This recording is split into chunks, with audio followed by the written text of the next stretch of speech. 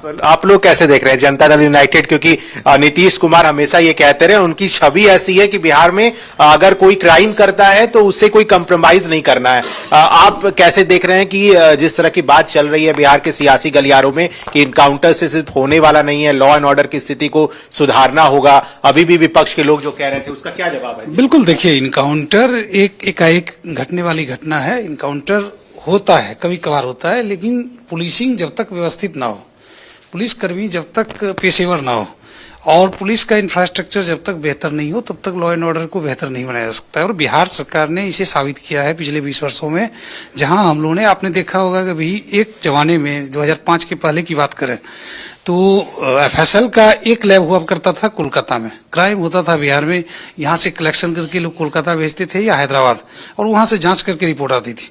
अभी आपने देखा होगा कि हर जिला में एक एफएसएल की गाड़ियाँ घूमती है, वहाँ से कलेक्शन होता है और 2 यहाँ पे लैब एस्टेब्लिश है। तो बिहार सरकार ने लगातार पुलिसिंग को बेहतर बनाने के लिए, लोगों को बेहतर बनाने के लिए, लॉ एंड ऑर्डर को मेंटेन करने के लिए नीतिगत फैसले लिए, और उस नीतिगत फैसले का ही असर है कि आज बिहार के लोग अपने आप को सुरक्षित महसूस कर रहे हैं। बिहार के लोग ये मानते हैं कि अपराधी चाहे किसी भी कास्ट, क्रीड, कम्युनिटी या कलर का क्यों ना हो, अगर वो अपराध करता हुआ देखा गया, पाया गया, तो उसे पकड़ा जाएगा और उसे कानून सम्मत कार्रवाई का सामना करना होगा और उन्हें जेल के अंदर जाना होगा। और यह होता आया है। आज कोई भी अपराधी, चाहे वो किसी प्रकार का अपराध क्यों ना हो, अगर अपराधी अपराध करने का साहस किया है तो बिहार सरकार, बिहार पुलिस ने उसे हवालात के अंदर भेजने का भी साहस किया है। और इसी का नतीजा है कि लोग अपराध करने के पहले 1000 बार सोचते हैं। और मैं समझता हूं कि इनकाउंटर एक छोटी सी घटना है, और मैं समझता हूं कि कोई भी पुलिसकर्मी किसी को इनकाउंटर यानी उसको जान से मारने का कोशिश नहीं करता है।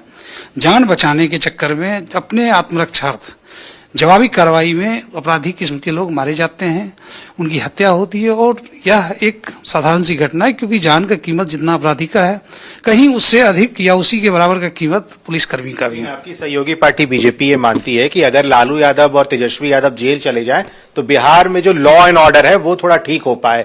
बिहार में जो कंडीशन चल रहा है इस समय, हर जगह हत्या, मर्डर, अपराध हो रहे हैं, वो उनके जेल जाने से कम हो जाएगा। आप भी मानते हैं ये चीज? नहीं, देखिए, किसी के जेल जाने और नहीं जाने से किसी स्टेट का लॉ एंड ऑर्डर अच्छा हो या बुरा हो, इसका पैरामीटर तय करना शायद उचित नहीं होगा। हाँ, ये सच है कि लालू प्रसाद यादव जी या उनकी पार्टी के लोग अपराधियों के संरक्षण देने वाले पार्टी के तौर पे जानी जाती रही है।